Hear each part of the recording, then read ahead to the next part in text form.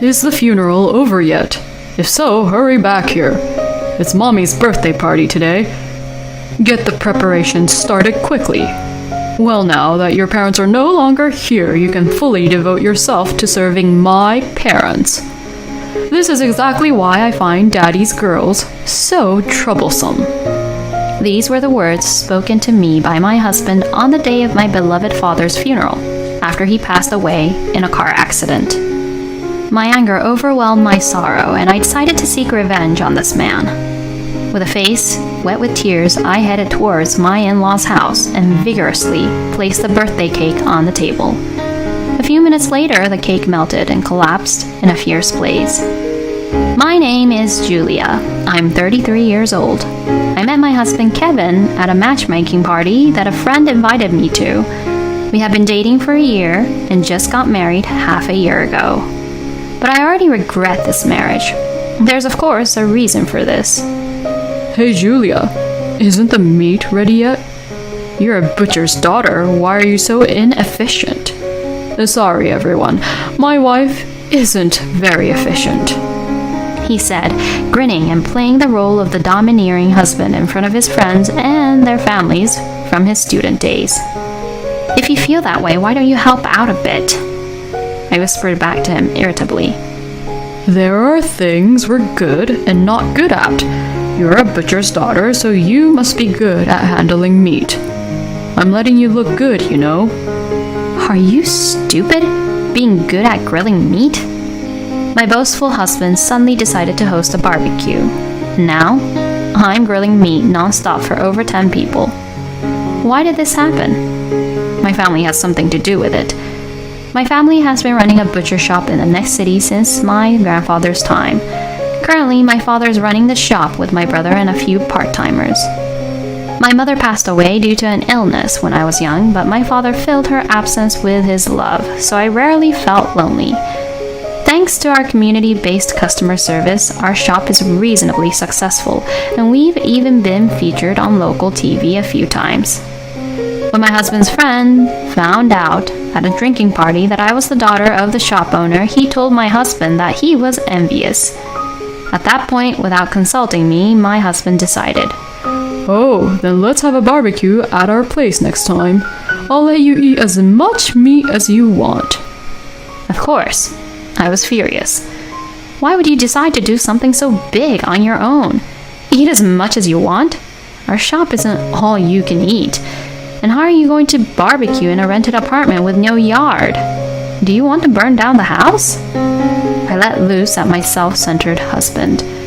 Even he seemed to realize that he'd messed up.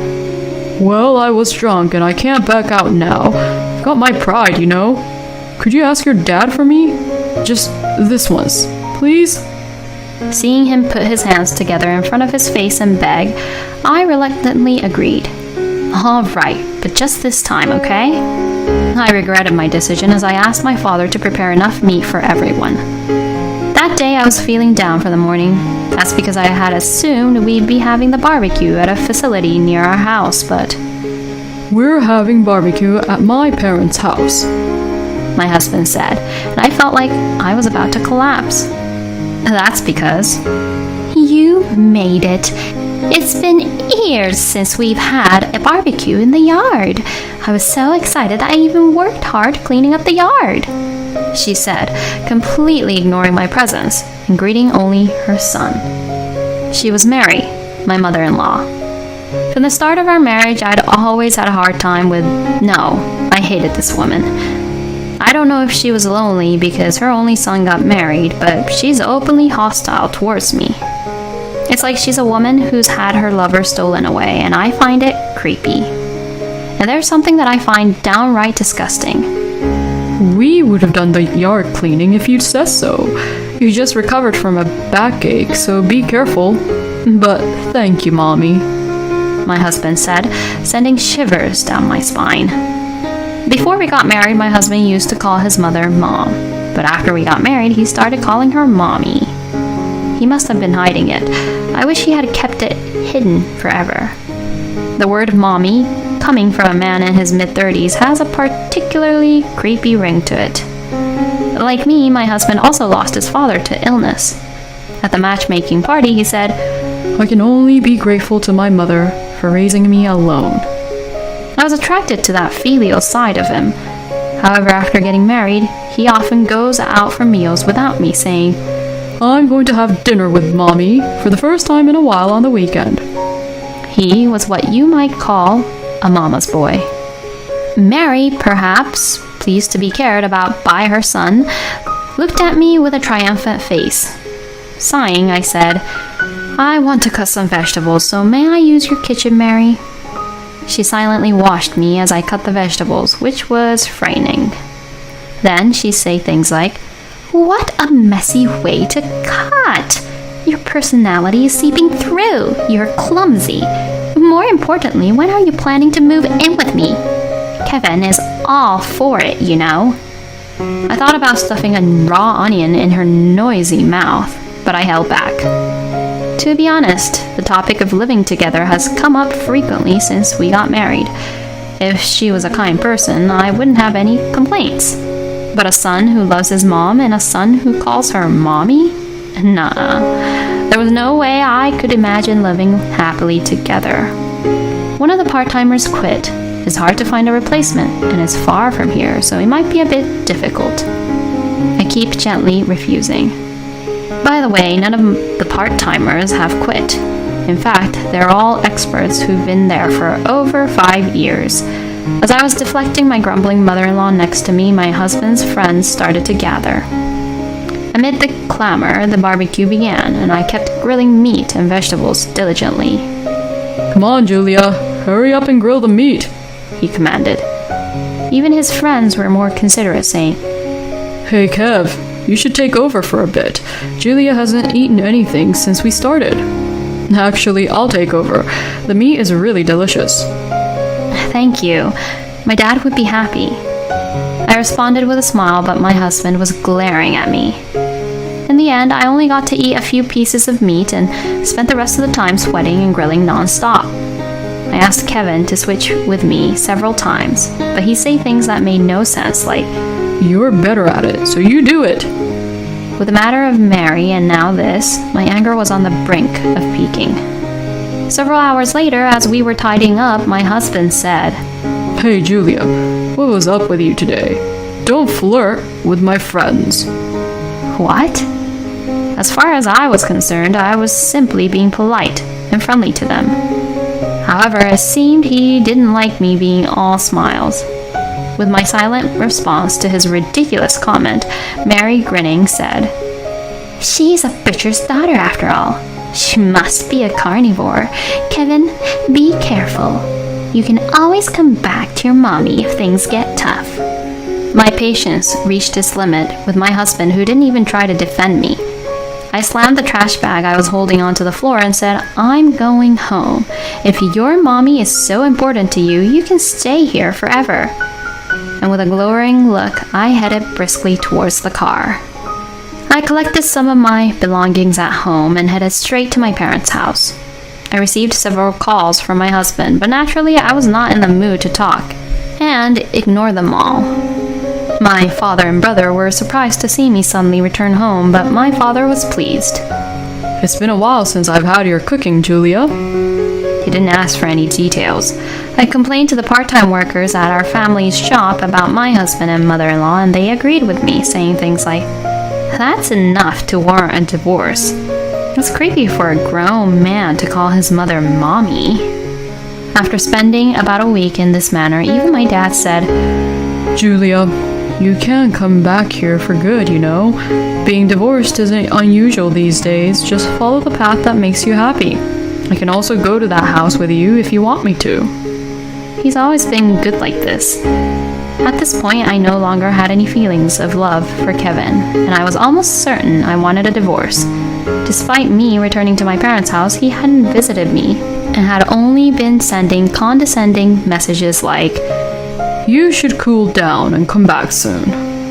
Even if we chose to reconcile, the outcome was obvious. I doubt there's anyone in this world who could get along with Mary. Our shop was thriving as usual, and I was able to forget about the unpleasant things while working. I'm going to take a little break. Look after the shop. my father, the shop owner, said, and the employees responded with a yes, sir. It was a typical scene. But after about 30 minutes, my father hadn't returned. That's unusual for Dad. He usually comes back in about 15 minutes, but he's getting old, so it's good for him to take a slow break sometimes. My brother responded with a disgusted look. You know, Dad has been asking me if you've been getting harassed or something ever since you came back. I keep telling him to ask you himself. Don't worry him too much. It was clear that he was concerned about me. Just then, a regular customer, a middle-aged woman, rushed into the shop, panting. There's been an accident at the intersection. Your father is in trouble. Hurry up and go. We had just been talking about the sound of an ambulance siren a few minutes ago. The part-timers insisted that we should leave, saying not to worry about the shop and hurry up. So my brother and I rushed to the scene. There was already a crowd of people there. Let us through, we shouted as we pushed through the crowd, but when we got to the scene, we were speechless at what we saw. It was hopeless. There was a pool of blood under my father's body, and the paramedics were desperately performing CPR, but my father was unresponsive, like a doll. Later, my father was declared dead, shortly after arriving at the hospital. Dad! Dad! I could only cry. But my brother, on the other hand, was running around handling hospital procedures and arranging for the funeral home. We'll have to close the shop for a while. Julia, let's send Dad off with a smile at the end. Also, you should properly contact your husband, even though you're separated. I nodded quietly at my brother's words. It was the first time I had contacted my husband since that day. He answered the phone surprisingly quickly. What? Have you finally decided to apologize? His attitude pissed me off, but I said, My father had an accident and passed away. I'll give you the address of the funeral home, and the time is... Wait a minute. What are you saying all of a sudden? Is it true that your father died? I could tell that my husband was shaken by my sudden news, but I said, Do you think I would joke about something like this? Please tell your mother. Also, I have something I want to discuss with you after the funeral. Now I have to handle some things, so I'll hang up. I sent him the address of the funeral home in a message, and then started rushing around. However, after that, there was no contact from my husband, and he did not appear at the wake. Julia, what happened to your husband? My brother asked, and all I could do was force a smile. I couldn't get through on the phone, and he didn't respond to my messages. I reluctantly contacted Mary, but to my surprise, she had blocked my number. In the end, I couldn't reach Kevin on the morning of the funeral. What's going on with your husband, Julia? He wasn't at the wake either, a relative asked. Well, it seems his mother isn't feeling well and he's taking care of her. I lied on the spot but got scolded. No matter how unwell she is, it's not like she's in the hospital or needs caregiving, right? It's absurd to not attend the funeral when your wife's father has passed away. I could only apologize. They were absolutely right. I don't know anyone who lacks common sense as much as him, myself. This is ridiculous. Unbelievable. Just when the funeral was about to start, I noticed my phone on silent mode vibrating. It was a call from Kevin. I have to take this call. I'll be right back. I hurriedly went to the calling space and picked up the phone, and my husband said something outrageous. Hello? Is the funeral over yet? If so, hurry back here. It's Mommy's birthday party today. Get the preparation started quickly. Well, now that your parents are no longer here, you can fully devote yourself to serving my parents. This is exactly why I find Daddy's girls so troublesome. Without any apology to me, my husband chattered away cheerfully, which infuriated me. A birthday party? Are you out of your mind?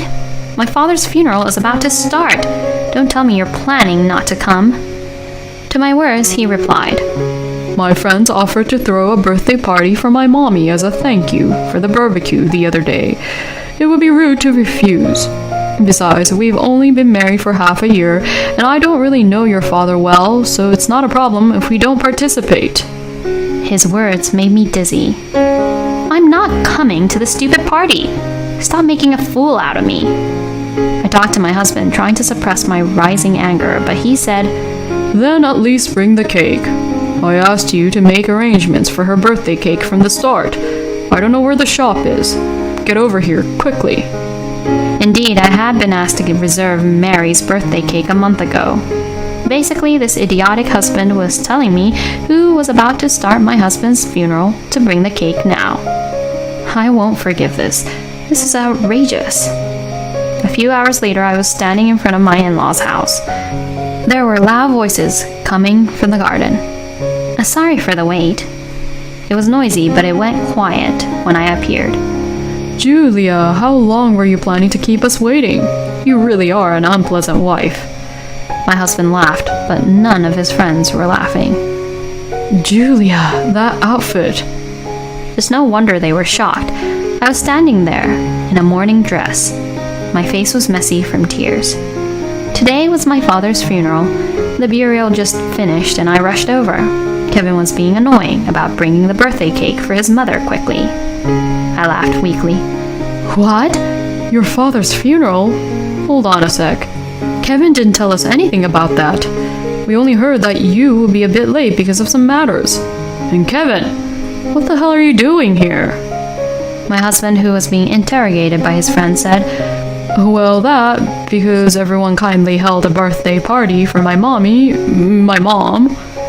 His words were interrupted by, Wait, what's this about a birthday party?